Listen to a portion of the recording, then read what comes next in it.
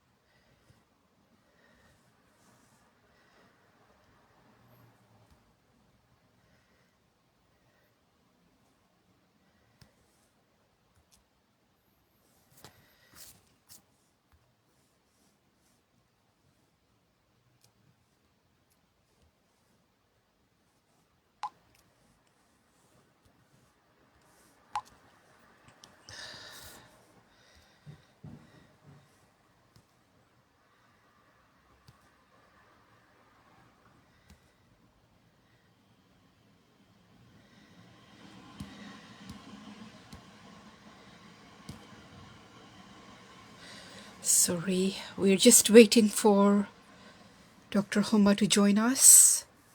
She's having some problems, please, so just bear with us.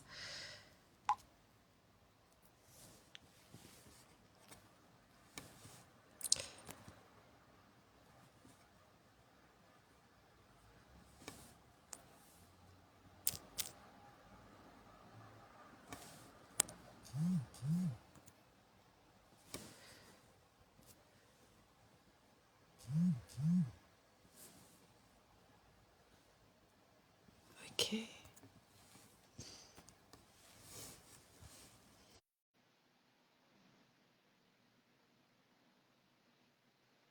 Sam, hi.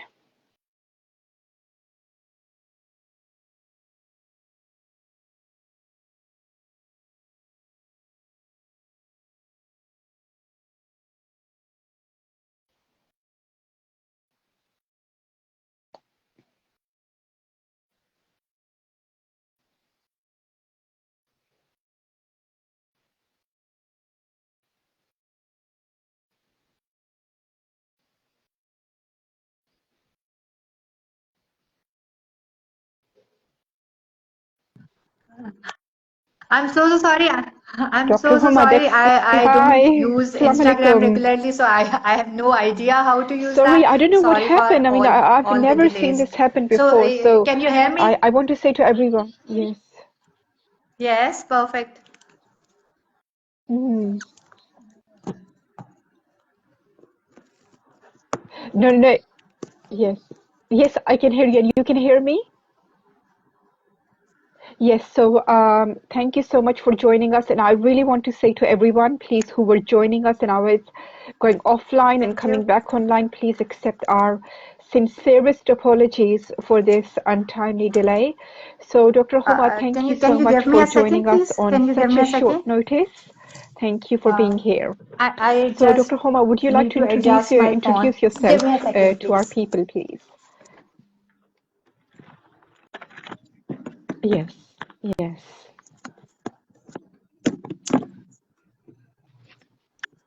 Okay, okay. So, I really want to say I So, recognize so many of I'm you, Dr. so I just Huma want to say Aslam. hi and I'm thank you so working much as for consultant being here. psychiatrist And at yes, Jinnah Dr. Hospital, Homa, Lahore, which is one welcome of the back. biggest Yes. hospital in Pakistan.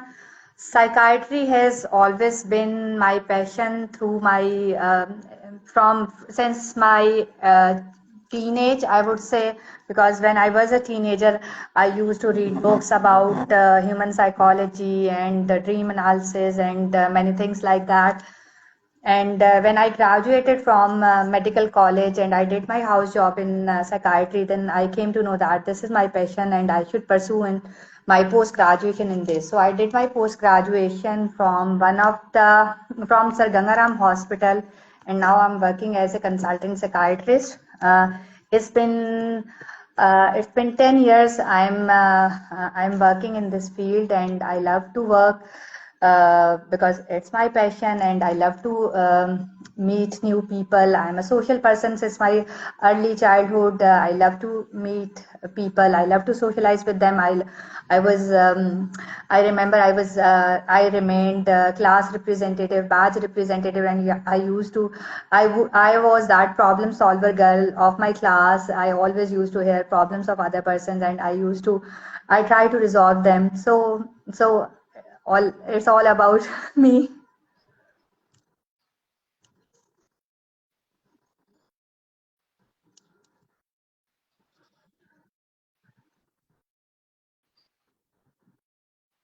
Thank you so much for introducing yourself. And as you know, this is the platform which is about eating disorders, the mental illness, and creating the awareness about the information. And one of my aim is, if I'm always looking at the the research into the reasons why people get eating disorders, and I'm looking for the solution and the treatment and something which is very cost effective and will help so many people.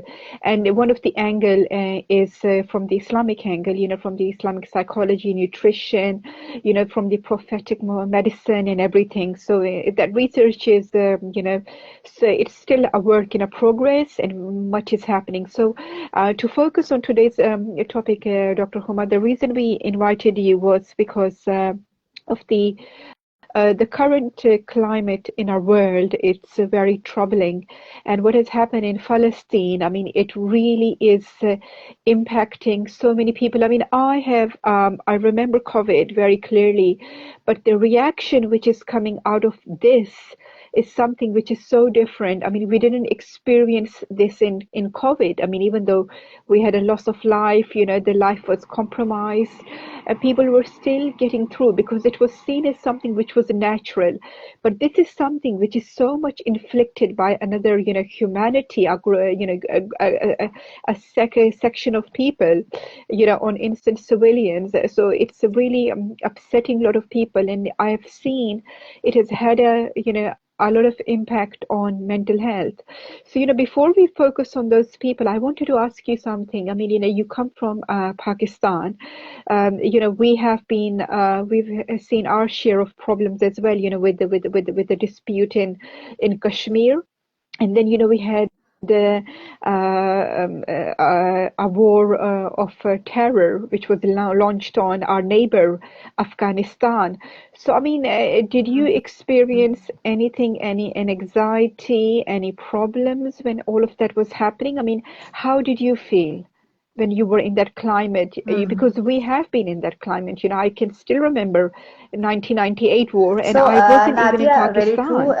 And even though we only had one media which was The giving current the news, situation is I still impacting remember the our impact on mental us, health, the and fear and research everything. says that the man-made distractions cause more harm than natural distractions. Like if there is outbreak of any disease, or something like if earthquake happens or something like a flood happens, they cause mental health issues, but they are very less as compared to man-made distractions like war situation, like violence, some kind of violence, some kind of bomb blasting. So you were talking about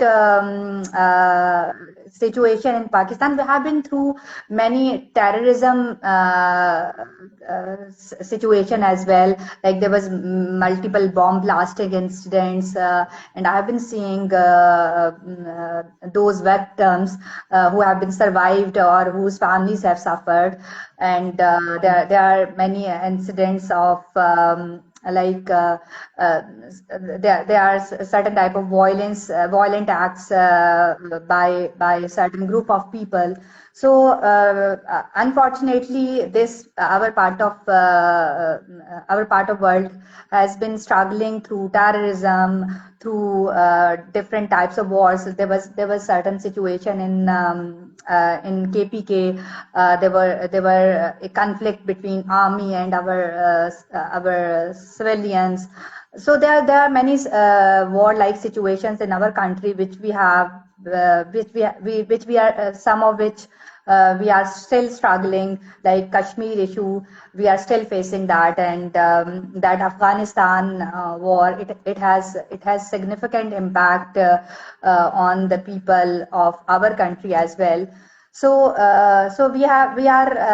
I'm seeing those people. I have seen families who have suffered from these terrorist attack or war situation. So definitely it affects mental health drastically. So WHO says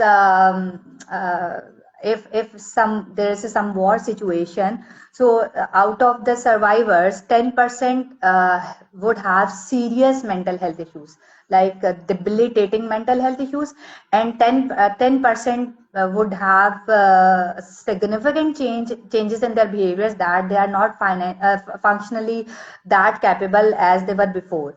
So functional impairment, significant functional impairment in 10% of people, and significant mental health issues in 10% of people. So 20% out of 100, every 20% would be significantly affected, and out of those 80%, they are affected as well, but they over the time they become okay with the things, but 20% of the individuals affects significantly, and there is like 3 to 4 times risk is increased of having mental health issues in people who suffer any type of violence or any type of war situation, or man inflicted war or something destructive.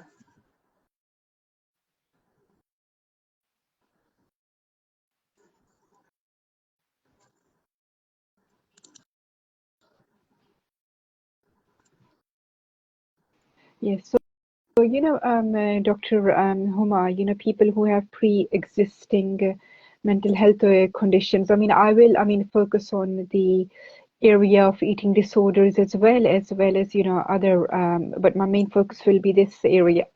What I wanted to say was, now there is a feeling of helplessness, and the reason is maybe let's say that when the Afghan war happened, we knew, in when, the country was Mm. invaded, and we were having refugees coming, the news coverage was still limited. It was still censored. But now today, the news coverage is not censored. So you see, I'll give you an example. You have a session with me, you uplift me. I feel great. Mm. You give me the tips how I can, get over my trauma of what I Mm. have seen on the news. Guess what? The next day, it's back to SQ1, Mm. square one, because it's more horrific. I Mm. mean, it's like we are in 1 month into the genocide of people, civilians, and Mm. babies. And it's like it's not coming to an end. So this feeling of helplessness, if it continues, as with my people, I've seen majority of them, they may be uplifted for half an hour, they'll speak to someone, and guess what? It's back. So, what are the consequences So, when you are feeling, for a very example, the valid people question. who already have mental health Because conditions for 30 consecutive days, 10 every to 20 day, years they're going before, down and down and the down. So effects what were is going to only of happen, that area. But in now, the long since term? world has become a global village, and now social media is so fast that even I have seen, I have witnessed that videos and videos and images from Gaza were shared in millions over few hours. So now the effectees are not limited to of that area. Now, if there would be three types of effectees of war: civilians of that area who are living there, army personnel, and the people who are consuming those videos, audios via social media, TV, radio. Because now media is so fast that something happened over there, within seconds it is shared, and every other person around the globe know that what is happening over there. So it has significant impact on everyone, and people who are already affected, who are already struggling with certain mental health issues, they are more vulnerable of getting their mental health affected. So they would be more affected by those videos and audios. Like if someone is struggling through already struggling through anxiety or depression, their symptoms would be their symptoms would be relapsed, and they would be like they would get some even they would get some more psychiatric issues as well. So we need to address these things as well, and there are other issues as well.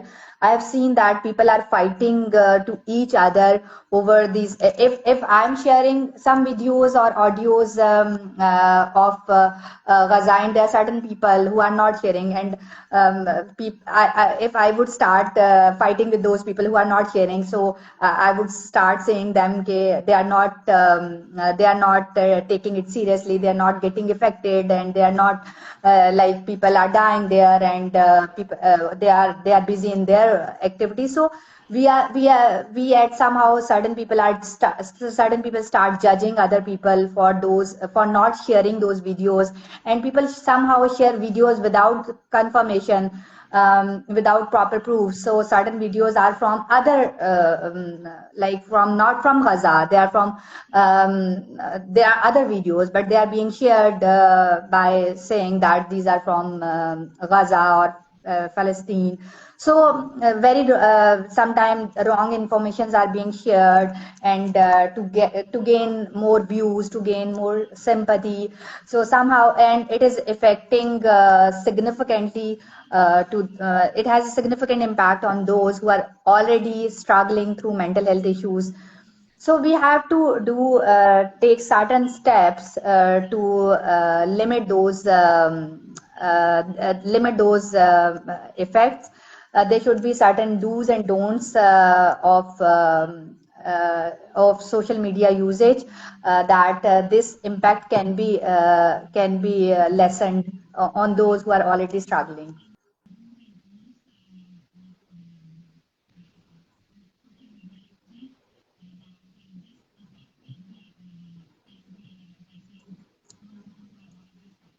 I think, Dr. Homa, that is going to be so difficult to achieve for the reason now everyone is a journalist because of the social media.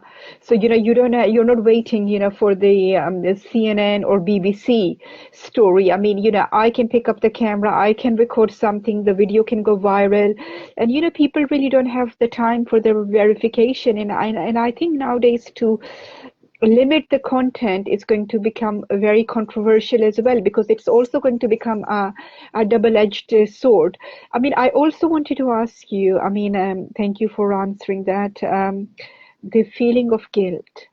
I mean, this is so prevalent. It's so like, I mean, I have someone, who is from Palestine, but she's not in Gaza area. She's in slightly protected area.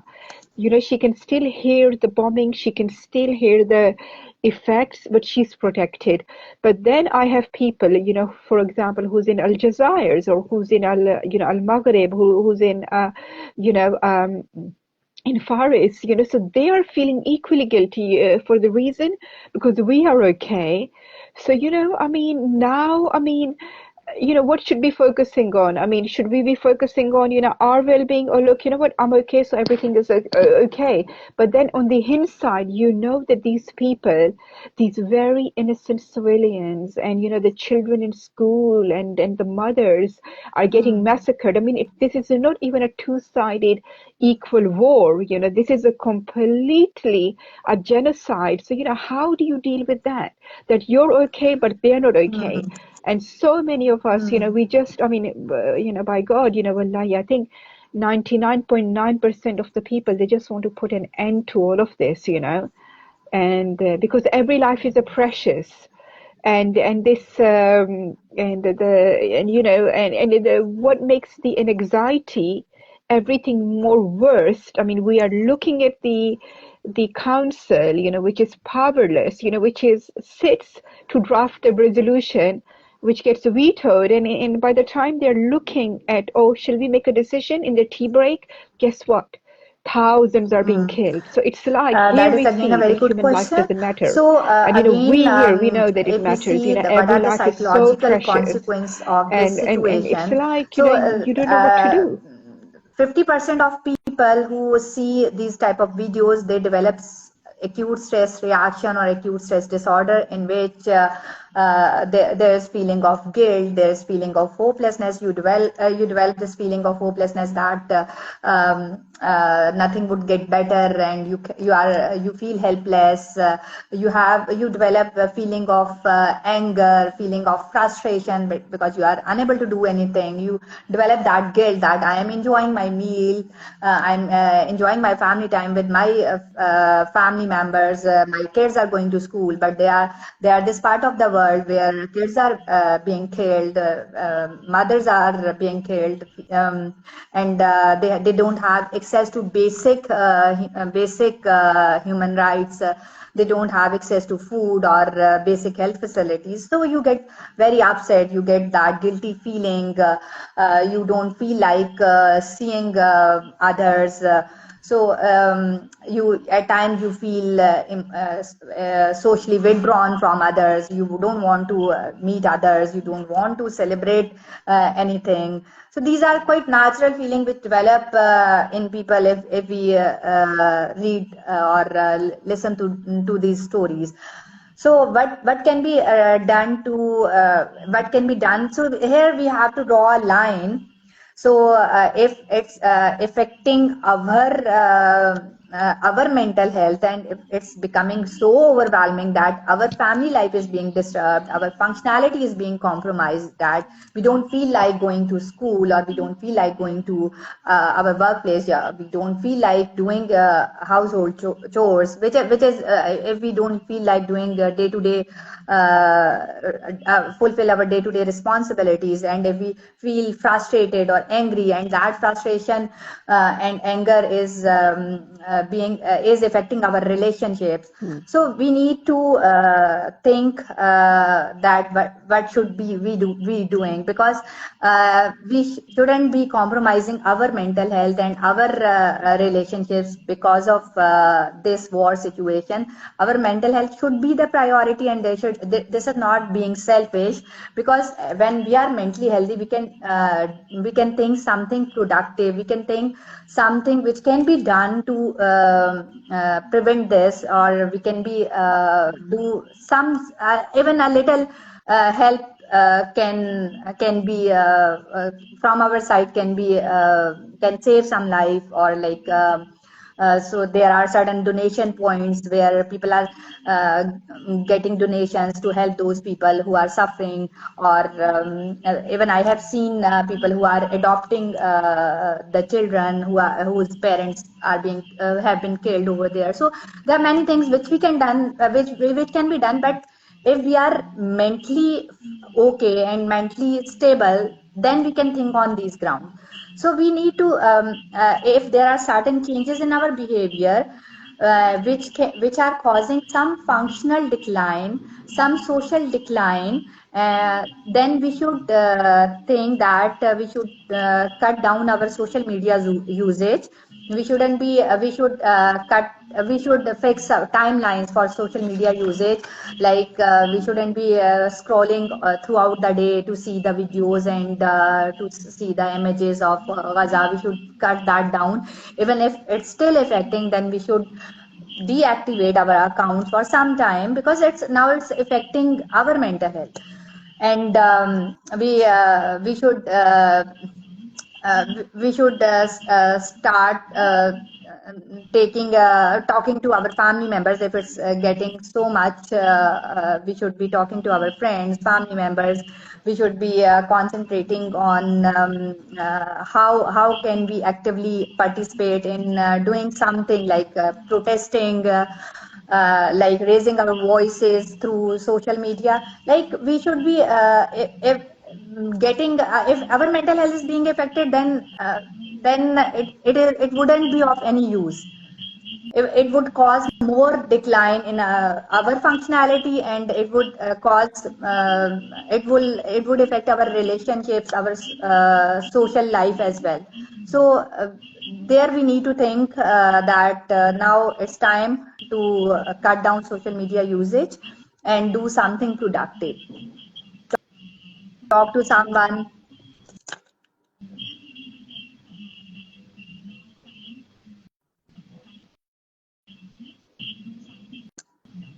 Yes, I think you answered. Yes, please. Thank you. I think that was, what Dr. Homa said was very, very important. And I would also like to emphasize, I say this to lots of people as well, that, we didn't write the story of our lives, and we certainly are not in charge of the destiny and what is happening around us. So sometimes, I mean, it's not like, you accept that you can't do anything, but you really have to accept there are certain things, yeah, which are not in our hands. I mean, for example, someone said to me Yes. something really well. She said, we can't go to Gaza. I mean, I remember when there was earthquake in our country, Dr. Homa, we were able to go to the camps, so many of us. And even, now we had our neighbor, there was an earthquake. Still, the aid could go, our doctors were able to travel. So, when you're there, you can do that. It really makes you feel you're being productive. But right now, we are in such a difficult situation because of the borders are sealed, and this is really, one of the most horrific things world is witnessing since the end of World War II. So it is a situation, which we, again, what she said is so important about protesting, raising the voice, creating the awareness, and going through with that. And I think this is the time to be strong. So, Dr. Homa, I'm also so curious. Everybody knows. I mean, we can see the mood in the media. You're in Pakistan. You know that people are talking about it. People are affected. So why is the governments are not coming up with the trauma helplines or something? I mean, do you think something should be done? We should have an avenue, because I mean, Dr. Homa, I mean, like we are speaking now, yes, but this, as long as this goes on, yeah, the deeper this whole crisis, especially, yes, the Gaza is going to take million of years to rebuild, but also at the same time, this has created a ripple effects where it has traumatized and really Yes, definitely compromised government on mental should health of be taking millions some of steps, people. and So, I every mean, why the government governments are of not every taking some Muslim kind of a country step should for this? And do be you think it taking should some be? It steps should be made towards it. priority. And even if all the Muslim countries get united and raise their voice against it, it would have a significant effect. But somehow at government level nothing is nothing significant is being done. So so at our part we should be thinking that what can we do as an individual, because see, there are two types of effects of war. One is physical and one is psychological. If we see physical effects, that include being homelessness, losing friends and family, and war injuries. And there are psychological effects that can include acute stress reaction, acute stress disorder, post traumatic stress disorder, personality changes, anxiety, depression. And they can be created some because world is now being globalized, and for psychological help or aid, or for psychiatric sessions, you don't need to be present. It can be done via different apps. So we can give them psychological aid, to the victims of war there. We can help them by doing counseling, by giving some psychological aid to to get out of that stress and that situation which they are facing. So because we cannot we get united for these things, government would take some stand, but at present, no government is interested, seem to be interested in taking some significant steps towards it. So we should be thinking that we as an Mm. individual, what can we do as collectively or individually, and we should also raise our voices through social media, and we should encourage our governments to take some steps. The other day I was seeing there are certain protests, even in UK there are significant protests going on in Europe, and I was seeing that. And so if we raise our voices through social media and by doing protests, so government Mm. would definitely listen to us, and they'll do certain things. But at present, what we can do is we can raise awareness, and we can at individual level what we can do, like by donating something, donating in terms of money, or by donating some services like psychological aid. Sometimes they want to be they want to share their stories, they want to be heard, so we can give them a listening ear. So uh, these things can be done because now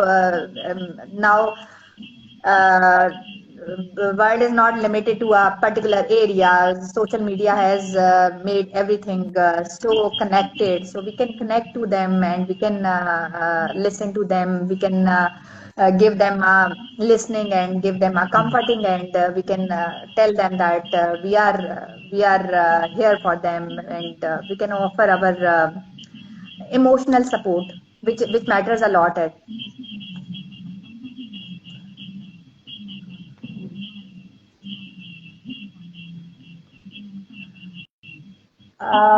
Nadia, I would say, because So, Dr. Homa, I wanted to ask you, what is the most difficult trauma you difficult have treated in your trauma. practice? I have seen many patients who have been traumatized. For me, um, so child abuse is very common in our part of world, and whenever I listen to some story like that, being raped in early ages, and this story really, these type of stories really touch me. Um, so uh, there are many different type of stories, like being so even at the time of war, people are being females are being abused by army personnel, and like Mm. female abuse, it gives an additional trauma, and they are already affected by war, and then sexual abuse to female children, to male children, and then females. These type of stories are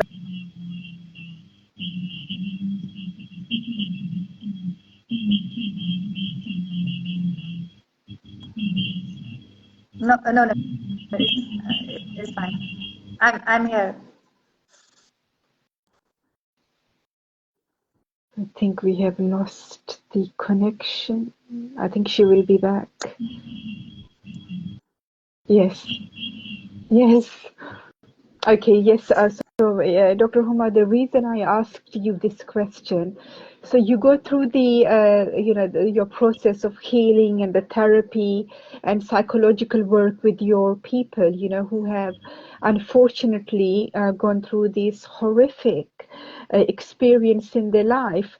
So do Yes, you see that yes, if there are higher chances because there are mitigating they circumstances are in their very lives, there vulnerable to future something events. unexpected They happens, they kind of their relapse and stress handling, and yes. they get triggered by because I have Hmm. I was dealing with a victim of bomb blast.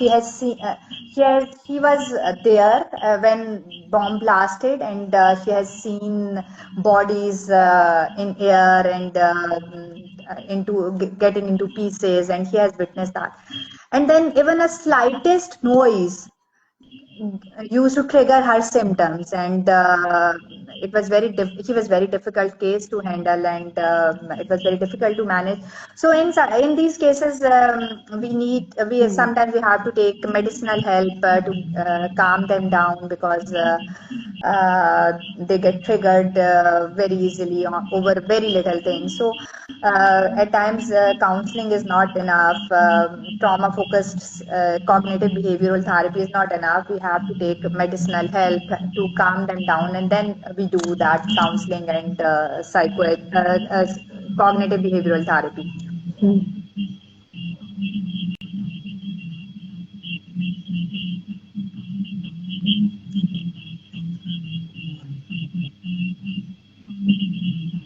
Yes, and so you see, I mean, these circumstances do have the impact, and I think this is why, one of my main concern was, I mean, I find that the bereavement in the family was more easy to deal with, even though, it was very tragic for us. It was unexpected, and it has only been 4 months. But, I was able to feel that we were able to go through the process of grieving and healing and moving forward.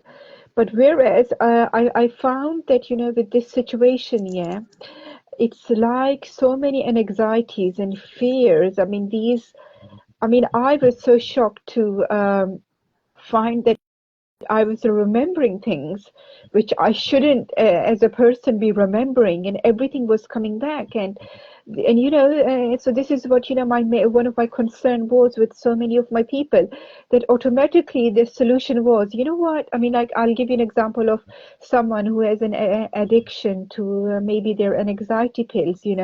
They're taking a lot of them. So then all of a sudden these events happen, so they're not supposed to take the pills, but they will. Yes. So I'm finding, a lot of behaviors which are kind of dangerous. They're not good for your well-being and your health are coming up. And people don't even realize, but they're slipping in. I mean, because you need a relief. All of a sudden you're panicking, and, because of, with eating disorders, we always have behaviors there. All our lives, we always had an answer. I mean, if a mother said something, you have a behavior. You have this coping strategy. You have your comfort zone. So now I'm seeing that people are not even realizing, but because the this whole what they're consuming. I mean, to tell them, you need to limit your the social media. The problem is it's not really possible for people, because nearly everyone is talking about it. It's there. So they may be like, okay, so has the war stopped? Has something happened? And so, I mean, so these behaviors. I mean, now how do you stop? I mean, what would you So advise if your patient is not supposed to there take these are whenever you are do whenever the someone is self-cutting, exposed to self-harm, certain and stressful all of a situations, sudden there they are two start doing the ways to cope self-harm. it. So what would you say to One is them? adaptive coping strategies, and the other is maladaptive coping strategy. So maladaptive coping strategies include some people get start some substance abuse, like they start taking some sleeping pills, they start taking some alcohol or cannabis or some other drugs. They can start taking drugs, they can harm themselves, they can put some cut to decrease that emotional pain by physically harming themselves. They can stop meeting people. Some few people are stress eater. They eat a lot when they are exposed to certain stressful situation. Few people stop taking at all. They stop eating at all. There's different type of eating disorder. So they are like, some people are not able to get sleep. So there are maladaptive coping strategies which with people develop when they are exposed to certain stressful situation. So first we tell them that we validate their feelings, that when stress is there, you get upset. We validate their feelings, their frustrations, their anger, their feeling of hopelessness, feeling of guilty. All these are valid feelings. We validate their feelings, and then after that, we tell them adaptive coping strategies. And adaptive coping strategies are like you can talk to some friend or family member and share your feelings, because whenever you share your feelings, your pain get lessened.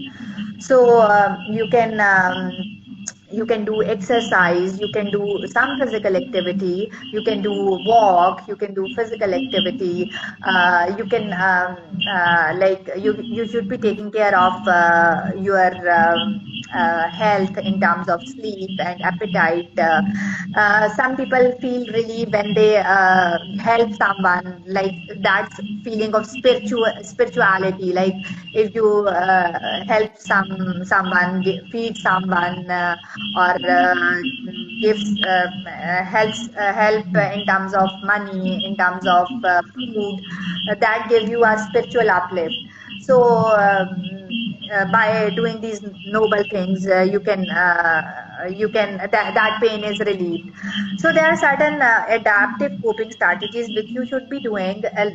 There's problem solving technique. There is like you should be and you should be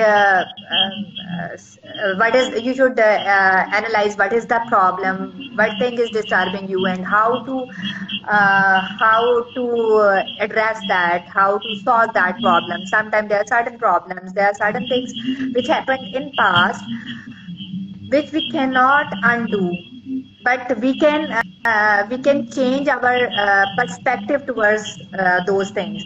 So one thing you discussed earlier, that you said that there are certain things which negatively influence us, which have certain negative emotions attached to us, and they are still in our memory, because the events which has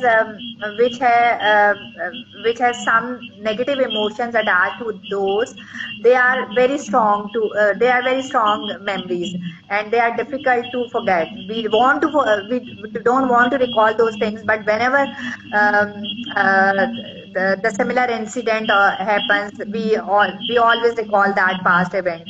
So negative memories, we should address those negative memories.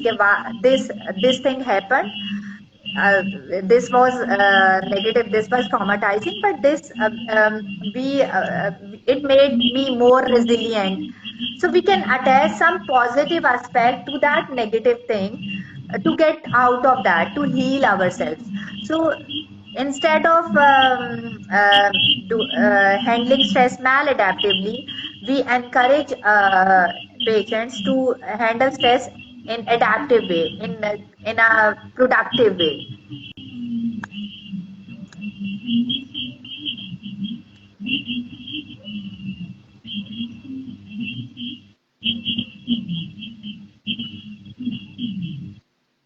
I mean, you're absolutely right, because as you know, that life is not a straight line. We cannot be having the same day every day, and we cannot be experiencing the same calm environment every day. And this is, I mean, time and time again, with all the natural disasters, with the COVID, with the wars and conflicts. So we are seeing that, this is what is going to happen. So, it's important for us to be adaptive, and I mean, and if we feel we are relapsing, then we take the steps to prevent the relapse and go and get the help. The problem, one thing is, Dr. Homa, I mean, there are few people who can afford the help, and there are majority of the people who cannot afford the help. As you know, that even with the pharmaceutical medicine, I mean, normal 80% of the people would like to normally go for the herbal medication because they can't afford. So I think, we at the same time, we really need to make sure that maybe we should all try to make sure that, we create the atmosphere, environment, not just in our homes, but in our community, which is safe and secure, so where everyone is okay and included. I mean, now looking at these events, I mean, I'll be very honest, when we saw what happened in Japan, yes, which was like 80 years ago. I mean, at that time, everyone thought, wow, look at Japanese. They rebuilt their economy and they've progressed. And guess what happened? They didn't express. It was a repression. I mean, they didn't. And now look at it. It's not just a one generation which carried the trauma. It's the multiple. So those people who were the victims of that, horrific genocide bombing, I mean, they made the transition. They have passed away, but it carried on. So, being silent is not the answer. Repressing is not the answer. So I think, and we all have to make sure, I mean, that let's not be like those who are creating mischief on the earth and making things difficult. Let's do each of us. I mean, one of my favorite verses from Quran is, when Allah says, I created a Khalifa on the earth. It's in Al-Baqarah. And so Allah doesn't say, I created a king and you need to obey the king, or I created, XYZ military person who's going to become your boss and, you start worshiping him. No, Allah said, I created you, So it shows us the power we have, so we should be focusing on ourselves, our strength, and what we can do, the role we can play. So we can forget about the people who are complicit in the wars, who are attacking the countries, who are doing the mass murder. We need to make sure that we don't do this and our generations don't engage in these acts of heinous crimes and violence. And as you said, Dr. Homa, that the trauma which is happening in the families, that needs to be minimized as well. The home is a very secure place. There is no room for sexual abuse. It's forbidden. There is no, room for any kind of a violence.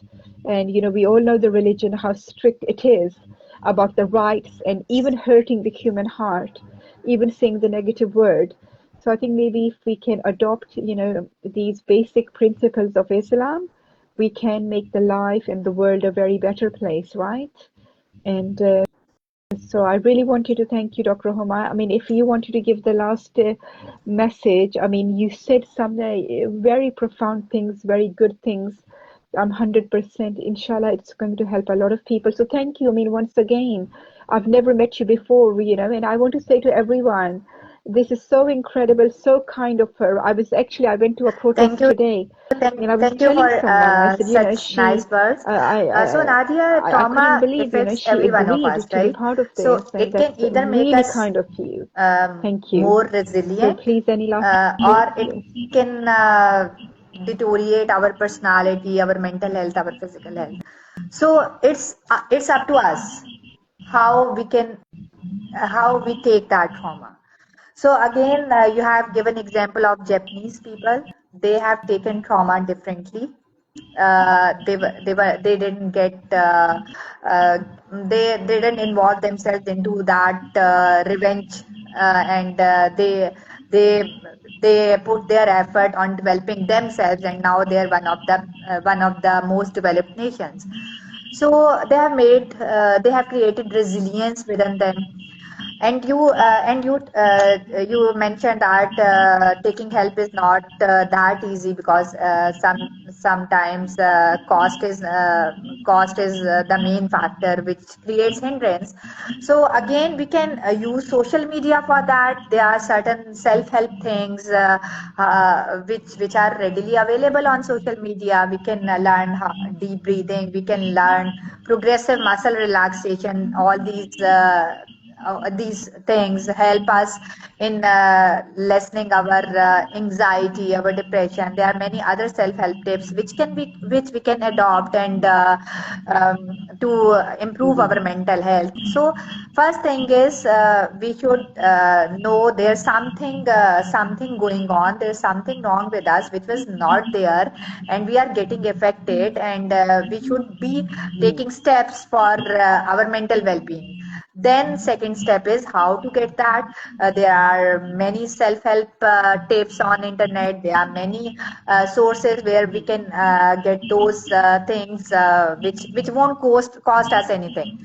So again, we should be when we cannot do anything, like we cannot do much about stopping Israel for these violent acts, but we can take steps to improve our mental health. We can take steps to help those which are getting affected in our surroundings, because those Allah would question us for those people. Allah won't question us for people who are affecting in Gaza. But if someone in our neighborhood slept without food, or he was not able to basic health facility due to financial issues, then Allah would definitely question us that person was in your neighborhood, and that was being deprived of basic things. So we should be more observant. We should be more vigilant towards these things. If someone is in some type of need, we should be giving our helping hand.